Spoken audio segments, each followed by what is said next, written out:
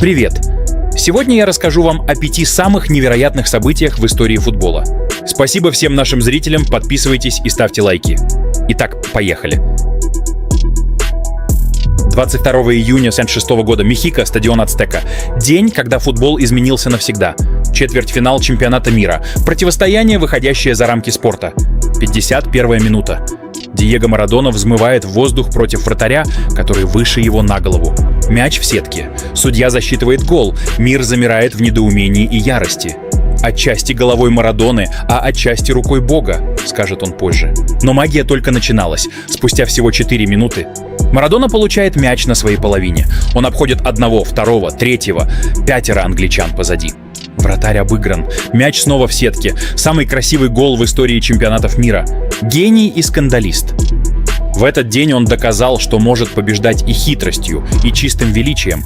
Аргентина — гига-чемпион мира. Марадона бессмертен. В 2005 году в финале Лиги чемпионов УЕФА встретились Ливерпуль и Милан. Стадион замер в ожидании. Первый тайм — настоящий кошмар для англичан. Гол Мальдини на первой минуте, дубль Креспо, к перерыву 3-0. Казалось, все кончено. Но во втором тайме начинается один из величайших камбэков в истории мирового футбола. Эту искру зажег капитан. 54-я минута — гол Джерарда. Через 2 минуты — Шмицер. А еще через минуту Хаби Алонсо сравнивает счет. Невероятные 3-3. Милан давит, но вратарь Ежи Дудек творит настоящие чудеса в дополнительное время. Нервы на пределе. Все решается в серии пенальти. Ливерпуль побеждает и берет свой 5-й Кубок чемпионов. Невозможное стало реальностью. Этот матч потом назовут просто «Чудо в Стамбуле». История, которую невозможно забыть. В 2002 году в финале Лиги чемпионов встретились мадридский Реал и немецкий Байер. Напряжение в Глазго можно было почувствовать физически. Счет был 1-1. Матч шел тяжело, и казалось, судьба трофея решится в изнурительной борьбе до самого конца.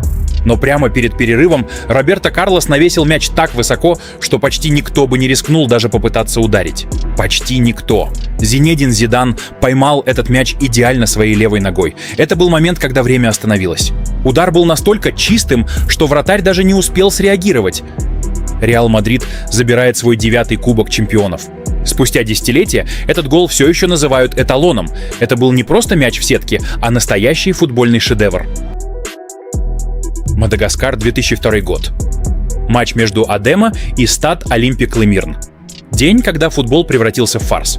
Одно судейское решение вызвало ярость, которая переросла в самый странный протест в истории спорта. Вместо игры команда Стад Олимпик начала забивать в собственные ворота снова и снова и снова. Мяч оказывался в сетке каждые несколько десятков секунд. Соперники даже не касались его. Итог матча — 149-0. Официальный мировой рекорд по самому крупному счету в истории футбола.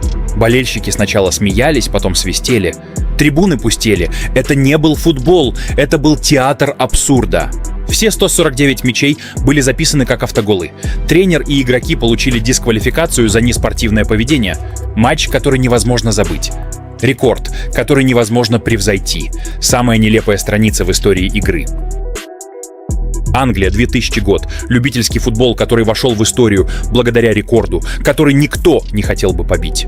Судья дает сигнал к началу. Обычный матч, обычное утро. Но свисток оказался слишком громким. Игрок Литот от неожиданности выругался прямо перед арбитром. Черт, какой громкий свисток! Судья не стал разбираться в контексте. Мгновенная красная карточка за нецензурную брань.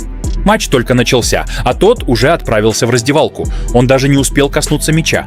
Самое быстрое удаление в истории. Всего 2 секунды игры и целая жизнь в спортивной истории. Абсурд, возведенный в абсолют.